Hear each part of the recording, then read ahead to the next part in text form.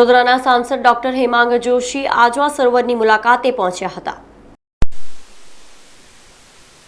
નમસ્કાર દર્શક મિત્રો, ટીએનએન લાઈવમાં સ્વાગત છે। ટીએનએનની ટીમ હાલ આજવા સરોવર ખાતે પહોંચી ગઈ છે, કારણ કે વડોદરાના સાંસદ હેમાંગ જોશી તેમનું બજેટ સત્રમાંથી પણ વડોદરાની ચિંતા કરીને જ્યારે એરપોર્ટ પર સવાર ઉતર્યા ત્યારબાદ વડોદરાની પરિસ્થિતિ જોઈને હાલ આજવા સરોવર ખાતે જે ગતરોજ લેવલ હતું અને જે 62 દરવાજા ખોલવામાં આવ્યા હતા તેને લઈને જ ક્યાંક ને ક્યાંક આપ જે જોઈ રહ્યા છો હાલ તેઓ અહીંયા પહોંચી ગયા છે અને સાથે જ એવું પણ કહી શકાય કે જે ચિતાર છે તે મેળવી રહ્યા છે। હાલ એક જ જે રૂટીન દરવાજો ખુલ્લો હોય છે તે જ ખુલ્લો છે અને હાલ આજવા સરોવરની જે સપાટી છે એ 212.45 છે। સાથે જ વોર્ડ નંબર 2ના કાઉન્સિલર અને વોટર સમિતિના ચેરમેન એવા મહાવીરસિંહ રાજપુરોહિત તેઓ પણ અહીંયા આવી પહોંચ્યા છે અને ચોક્કસથી આ એક ચિતાર મેળવી રહ્યા છે, કારણ કે જે રીતે એક જ દિવસના 14 ઇંચના વરસાદ એ વડોદરા શહેરમાં તબાહી મચાવી દીધી હતી અને નીચાણવાળા વિસ્તારોમાં પાણી ભરાઈ ગયા હતા, ત્યારે ચોક્કસથી તેઓ તો બજેટ સત્રમાં એટલે કે દિલ્હી હતા, ત્યાંથી લોકોની ચિંતા કરી રહ્યા હતા, ત્યાંથી સૂચના પણ આપવામાં આવતી હતી, તે પ્રમાણે કાઉન્સિલરો કામ પણ કરતા હતા, અધિકારીઓ કામ કરતા હતા, પરંતુ જાતે હવે તેઓ શનિ અને રવિ અહીંયા વડોદરા ખાતે આવ્યા છે ત્યારે એરપોર્ટથી ઉતરીને સીધા જ તેઓ વડોદરાનો ચિતાર મેળવવા નીકળી પડ્યા હતા અને ત્યારબાદ હવે હાલ તેઓ અહીંયા આજવા સરોવર ખાતે આવ્યા છે અને જે આજવા સરોવરની જે સપાટી છે તેને લઈને પણ જે અહીંના અધિકારી છે તેમની સાથે ચર્ચા વિચારણા કરી રહ્યા છે અને ચોક્કસથી એવું કહી શકાય કે જે રીતે હાલ વડોદરા શહેરની પરિસ્થિતિ છે અને નીચાણવાળા વિસ્તારોમાં પાણી ભરાઈ ગયા હતા તેને લઈને ક્યાંક ને ક્યાંક જે લોકો છે તે હેરાન પરેશાન થયા હતા અને તે વાત પણ ચોક્કસ છે કે જ્યારે પાણી ખૂબ ભરાઈ જતું હોય છે ત્યારે આ જ પરિસ્થિતિ સર્જાતી હોય છે વડોદરા શહેરમાં। ત્યારે હાલ સાંસદ હેમાંગભાઈ જોશી સાથે કાઉન્સિલર મહાવીરસિંહ રાજપુરોહિત બંને અહીંયા આવી પહોંચ્યા છે। અહીંયા જે આજવા સરોવરનું મેનેજમેન્ટ કરે છે તે સાહેબ પણ અહીંયા આવી પહોંચ્યા છે। ગતરોજ અહીંનો એક નજારો કંઈક અલગ હતો અને 62 દરવાજા જ્યારે ખુલ્લા મૂકવામાં આવ્યા હતા ત્યારે અહીંની જે પરિસ્થિતિ હતી તે પરિસ્થિતિ કંઈક અલગ હતી ને હવે આજની જે પરિસ્થિતિ છે ખૂબ સારું છે, વરસાદ પણ બંધ છે, જે પાણીનું લેવલ હતું તે પણ ઓછું થઈ ગયું છે અને વિશ્વામિત્રીની વાત કરીએ તો હાલ 22 ફૂટ ને 55 સુધી પહોંચી છે, એટલે અહીંથી જો પાણી છોડે તો પણ હવે પૂરનું જે સંકટ હતું તે હવે નહીવત છે અને ક્યાંક ને ક્યાંક જે નીચાણવાળા વિસ્તારો છે તેઓને હવે રાહત છે।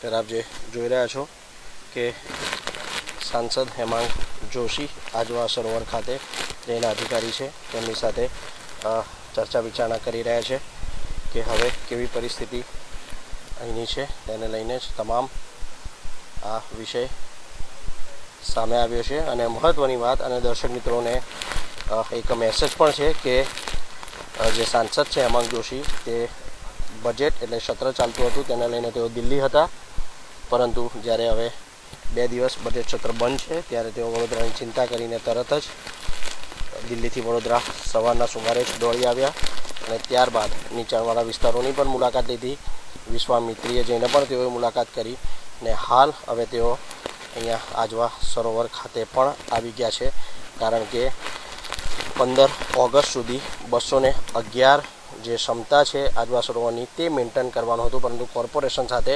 વાર્તાલાપ કરીને હવે 212 15 ઓગસ્ટ સુધી ક્ષમતા રાખવાનું જ્યારે નક્કી કર્યું છે ત્યારે વડોદરા માટે આ રાહતના સમાચાર હોઈ શકે।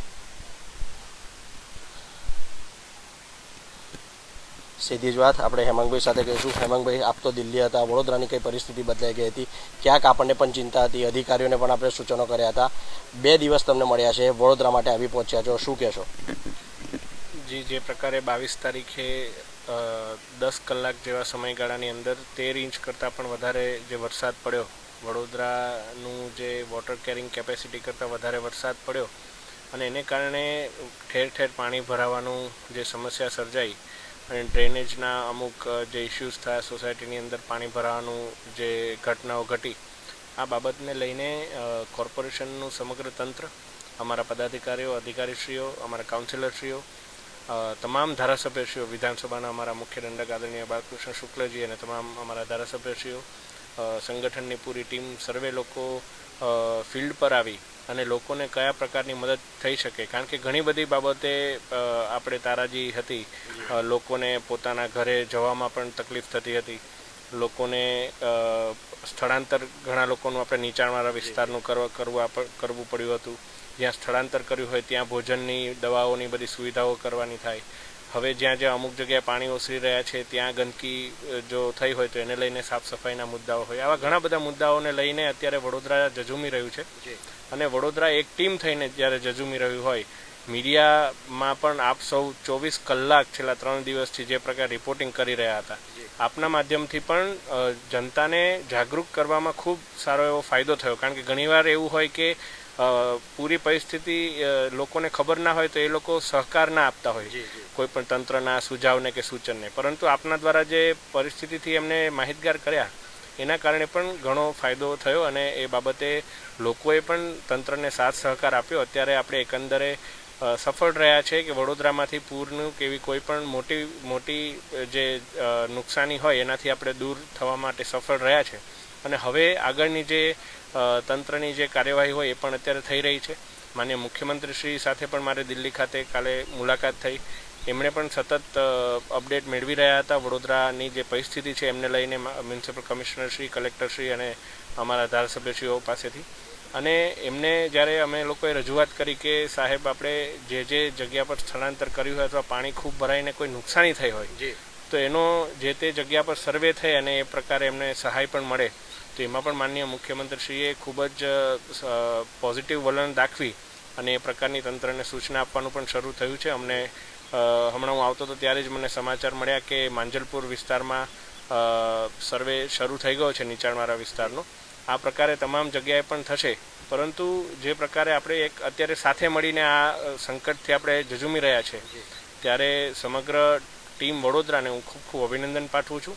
અને આ જ રીતે આપણે અત્યારે આજવાનું જે ઇન્સ્પેક્શન માટે હું આવ્યો છું, આજવા ડેમ એ અત્યારે એના જે દરવાજા છે એ આપણે હોલ પર રાખ્યા છે, અત્યારે બંધ છે અને વિશ્વામિત્રનું લેવલ પણ ધીમે ધીમે નીચું જઈ રહ્યું છે. એટલે આ જે વોટર લેવલ બેલેન્સ કરવામાં જે કોઠાસૂઝ આપણા કોર્પોરેશનના અધિકારીઓ અને પદાધિકારીઓએ વાપરી એ ખરેખર વડોદરાને ખૂબ મોટા સંકટથી દૂર કરવામાં કારગર સાબિત થઈ છે. આ ખૂબ એક સ્માર્ટ મૂવ આપણે કહેવાય કે જે પ્રકારે મ્યુનિસિપલ કમિશનરશ્રી, mayor, standing chairman, deputy mayor અને તમામ લોકોએ સાથે મળીને લીધો. સરકારશ્રીનું માર્ગદર્શન, આપણા પ્રભારી મંત્રીશ્રી, મુખ્યમંત્રીશ્રીનું માર્ગદર્શન મેળવીને જે પ્રકારે એમણે જે નિર્ણય લીધો એ પણ ખૂબ સુંદર નિર્ણય છે અને એને કારણે પણ વડોદરાને એકંદરે પાણીના ભરાવથી બચાવવા માટે આપણે સફળ રહ્યા છે. હેમંતભાઈ, ખાસ કરીને વાત કરીએ જે લોકોના ઘરોમાં પાણી ભરાયા છે ત્યાં જ એમને હજુ કંઈ ટેન્શન છે, કારણ કે ઘરની જે સાફ સફાઈ છે તેઓ દ્વારા નથી થઈ રહી. કોર્પોરેશનને આપ દ્વારા શું સૂચના રહેશે, કારણ કે ક્યાંક ને ક્યાંક એ લોકો હજુ પણ ચિંતામાં છે, કાદવ કિચડથી ઘર ભરાયેલા છે? જી ચોક્કસ, હવે એ પ્રકારની તમામ કામગીરીઓ શરૂ કરી દેવામાં આવી છે. ઓલરેડી એ બાબતે માનનીય મ્યુનિસિપલ કમિશનરશ્રીએ આદેશ આપેલા છે અને સ્વચ્છતા જળવાય અને ગંદકીજન્ય રોગચાળો ના ફેલાય એ પણ કોર્પોરેશનની એક પ્રાથમિકતા છે. એ ઓલરેડી એ બાબતે અમારે ચર્ચા વિચારણા થયેલ છે, તો એ બાબતે પણ કોર્પોરેશન દ્વારા જરૂરી જે કંઈ પણ પગલાં હશે એ લેવામાં આવશે. બિલકુલથી જે કોઈ પણ જરૂરી પગલાં હશે તે લેવામાં આવશે. આપણી સાથે મયુરભાઈ છે, તેમની સાથે વાત કરીએ. મયુરભાઈ, ચિતાર મેળાવ આપ આવ્યા છો, વોટર સમિતિના આપ ચેરમેન પણ છો, અહીંયા આવ્યા છો, હવે પરિસ્થિતિ કાબૂમાં છે, શું કહેશો? બસ છેલ્લા 3-4 દિવસથી જે રીતે કામગીરી ચાલી રહી છે, આજ રોજ વડોદરાના આપણા યુવા સાંસદ વડોદરાની ચિંતા કરીને દિલ્હીથી પધાર્યા છે, એમની સાથે અહીં આવવાનું થયું છે. બધી રાબેતા મુજબ બધું કામગીરી ચાલી રહી છે. બિલકુલ રાબેતા મુજબ બધી કામગીરી ચાલી રહી છે અને એક રીતે ભગવાનનો પણ આપણે આભાર માનીએ કે જે રીતે પરિસ્થિતિ તો કાબૂમાં આવી, સાથે જ વરસાદ જે બંધ થયો તેને લઈને ક્યાંક ને ક્યાંક તંત્ર પણ સફળ રહ્યું. અને આપ જે જોઈ રહ્યા છો હાલ જે વાતાવરણ છે તેમાં થોડો બહુ પલટો પણ આવ્યો છે, વાદળછાયું વાતાવરણ થઈ ગયું છે, કાળા વાદળોથી ઘેરાયું છે. ત્યારે ચોક્કસથી ફરી એક વખત આ રીતે જો વરસાદ આવે તો વડોદરામાં એક પાછો અલગ માહોલ જોવા મળે, કારણ કે ગઈકાલ સાંજે જ ધમાકેદાર બેટિંગ મેઘરાજાએ કરી હતી. ત્યારે હાલ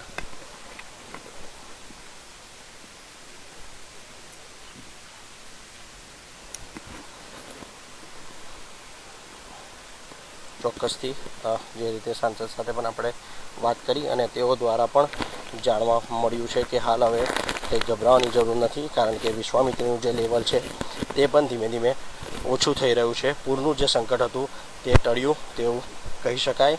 અને સવારે જ જ્યારે તેઓ